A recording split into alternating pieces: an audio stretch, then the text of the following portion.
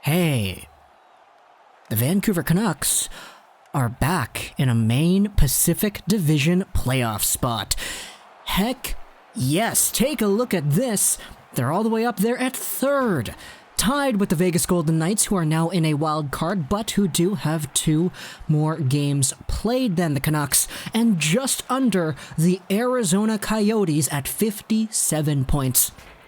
The Vancouver Canucks, with 56 points, have defeated said Coyotes at home in Rogers Arena, their 7th straight win at home. And what a nice one that was. What a fast-paced, moving game that was.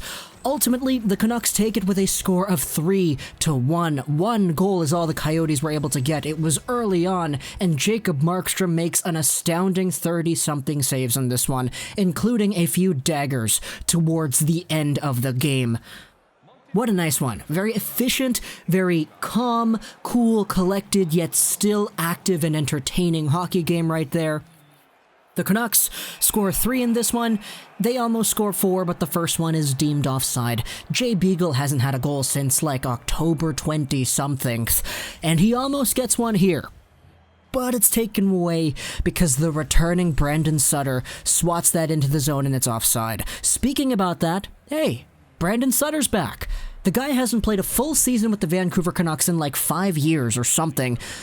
Something like that. I don't really remember the number, but he hasn't played a full season in such a long time. He's been injured time in, time out, again and again and again and again and again, and he finally makes his return, and honestly, he's looked pretty good.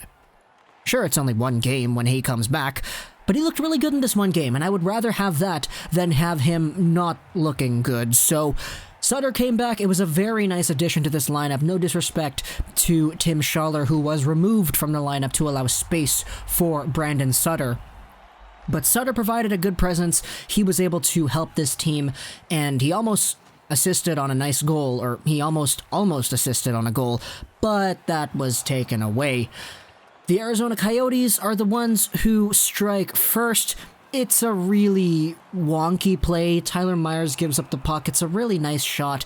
Initially, I thought it didn't even go in, because after the puck went in, it was in and out so quickly, it was just underneath Markstrom's pads. I was like, that went in?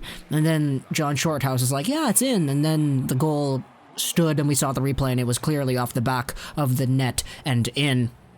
But the Coyotes jumped over to an early lead, and it was the only lead that the Coyotes would actually have in the game.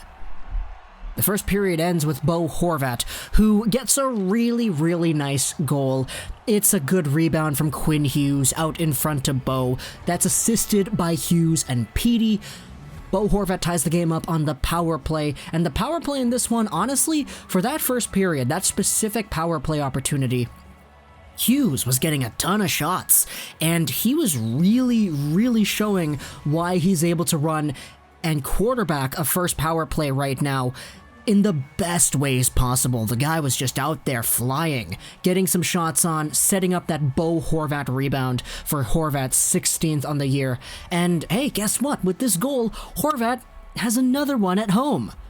It's a power play goal that ties up the game, and that's all she wrote for the first period in terms of the scoring side of things.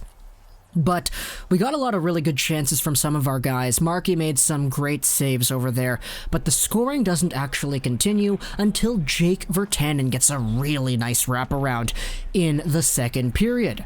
It's Elias Pettersson and JT Miller who send the puck up to Virtanen. He comes in, and the goaltender for Arizona, Hill, he bites so hard on the short side. Virtanen is then able to use his speed, cut around to the other side, and backhand it into the crease where Hill's left pad is kicking towards the post.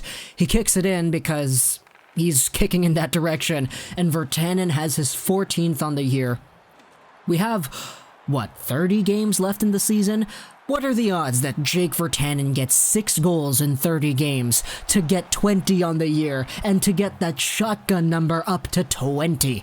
That sounds great. We are closing in on that 20-goal mark. He's at 14 on the year right now, and Virtanen is just going up and up and up. Maybe, just maybe, we'll make a video about that down the line. We will talk a little bit about the videos tomorrow, I guess, because I do have some announcements that I want to make for videos. But today, this video right here, it's about the Canucks and the Coyotes. Hey, there isn't any more scoring until the end of the game where Tanner Pearson gets a really nice empty netter, but we're leaving out a lot of context here. The third period came, and that was a weird third period. That was a third period where we had 7 faceoffs. Yeah, 7 faceoffs to kick off the third period. And then we had 7 straight minutes of straight, unfiltered, no whistle, no offside, no icing, no saves, no covers, no out of the plays. Hockey. 7 straight minutes of uninterrupted hockey, and Jacob Markstrom made a few crazy saves where the Coyotes threw it out right into the slot, and it was just point blank.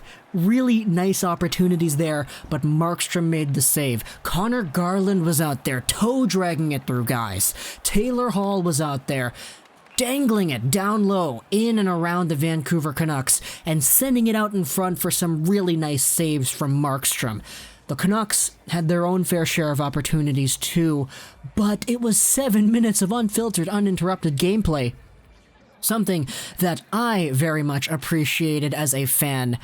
And the Vancouver Canucks ultimately come away unscathed. Jacob Markstrom makes a glove save, he calms the game down.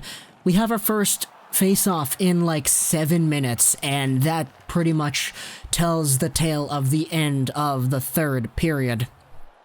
Once the Arizona Coyotes pull their goaltender, it's Loui Eriksson who takes the puck after Alex Edler dumps it out off the boards. He's crashing down the left side, Coyotes are heavy on him, and Loui Eriksson, because he's so far out, because the angle isn't amazing, he centers it for Tanner Pearson, who has a wide open net, and he buries his third empty netter on the year. 13 goals for Tanner Pearson this season, assisted by Loui Eriksson and Alex Edler. Loui Eriksson, honestly, John and John said it best, he did all the little things right, and he had a really good game. There were some moments where Loui Eriksson had some really good one-timers, or where he absolutely just found his way offensively. He had a few shots in this game, which is crazy, because there were many games in this season where Loui Eriksson's stat line were just donuts. 0 goals, 0 assists, 0 shots, 0 takeaways, 0 hits. There were many games this season where Loui Eriksson was just skating. But this game, nah, he got the shots on, he got the takeaways on, he got the hits on. Loui Eriksson was out there and he looked really good. Little Things Loui is out there doing all the little things, and it's helping the team win, because these things are the things that you want out of your depth players. And sure, he's playing in the top 6, so he's not technically depth, and sure, he's getting paid $6 million, but take a look at this. 1 shot on goal, that was a really nice one. He got a block, he got 2 takeaways. Loui Eriksson was out there legitimately doing a good job, and he was good.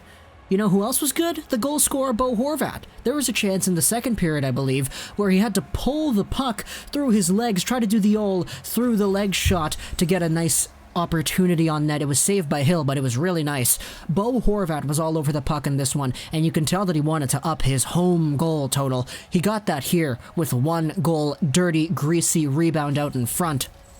But Bo had a really nice game as well. And the Vancouver Canucks ultimately take this one. Jacob Markstrom had really nice opportunities in this one. A .971 save percentage, 34 saves on 35 total Arizona shots. Adin Hill, the Arizona goaltender, he had a .917 save percentage. He only let in 2, so it's not like he had a poor performance either. Both goaltenders were really good in this one. But ultimately, the Vancouver Canucks faced a disciplined, they faced a defensively sound Arizona team, and they came out on top. And now they're just 1 point behind with 2 games in hand on that same Arizona team. So if this wasn't a super tight Pacific wildcard race before, it certainly is now, and it is absolutely crazy seeing what's going on with the Pacific. The Flames have 57, the Coyotes have 57, the Canucks and the Golden Knights have 56, the Oilers have 55, and then the Jets over there in the Central have 54, so it's really close. Everything is super tight, but it's okay because the Vancouver Canucks came out of this one with the W. The pack's closing in, and Vancouver is doing all they can to secure their top spot. Hope you enjoyed this video. Social Life Trolls 99, and bye.